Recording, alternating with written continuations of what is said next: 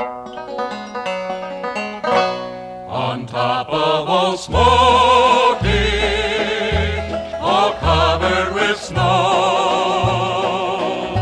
I lost my true lover, for cotton so slow. Cades Cove's Hyatt Lane is named after a family that proved short-lived in the Cove. The original Hyatts of Cades Cove moved in, soon moved out, and never returned. Still, the road which initially led to their house retains its original name till this day. The Hyatt Hill Missionary Baptist Church was built on Hyatt Lane in 1895. It was originally a split off of Cades Cove's Primitive Baptist Church, which is the oldest church in the Cove. The original building on Hyatt Lane's Hyatt Hill is long gone today.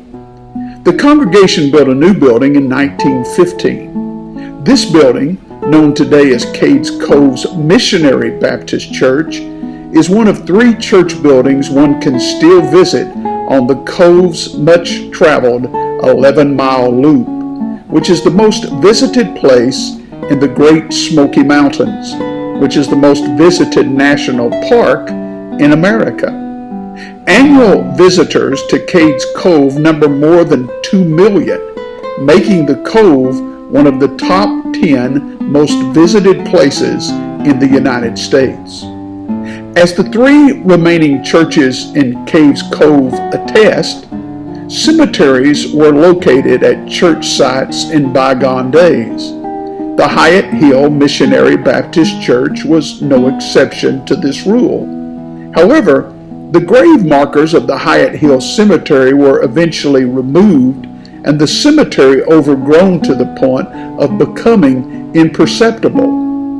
Visitors to the national park would drive by or walk through without even knowing a cemetery was there. This reminds me of Carl Sandburg's well-known poem, The Grass, which tells of a train passing through a great battlefield within which the battle's casualties were buried. When the passengers ask the conductor where they are, he responds, "Nowhere special," being ignorant of what the grass has covered over and time has long forgotten. Cades Cove native and historian Inez Macaulay Adams, who was affectionately known as Granny, long petitioned the National Park Service to put a marker down to commemorate the location of the Hyatt Hill Cemetery. The Park Service finally consented to do so, in part to posthumously honor Mrs. Adams, who had passed away a few days before. A ceremony was held on the day the marker was laid. The marker can be seen today on the west side of Hyatt Lane, 2.8 miles from the lane's north entrance, which is located at marker number 6 on Cades Cove's Loop Road. A fence post on the right of the lane serves to indicate the marker's location. Along with Inez Adams, who was the moving force behind the marker, another Inez Burns, was also an influential voice in preserving the history of the Smokies.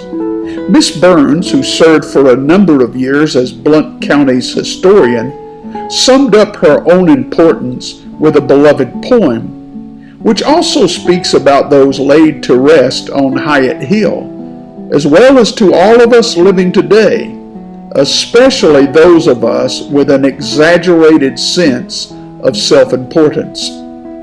Sometime when you're feeling important, sometime when your ego's in bloom, sometime when you take it for granted that you're the best qualified in the room, sometime when you feel that your going would leave an unfillable hole, just follow this simple instruction and see how it humbles your soul. Take a bucket and fill it with water. Put your hand in up to your wrist. Pull it out, and the hole that's remaining is the measure of how much you'll be missed. You may splash all you please when you enter. You may stir up the water galore, but stop and you'll find in a minute that it looks quite the same as before. The moral of this quaint example is to do just the best that you can. Be proud of yourself, but remember, there is no indispensable man. Whereas you know not what shall be on the morrow. For what is your life? It is even a vapor that appeareth for a little time, and then vanisheth away.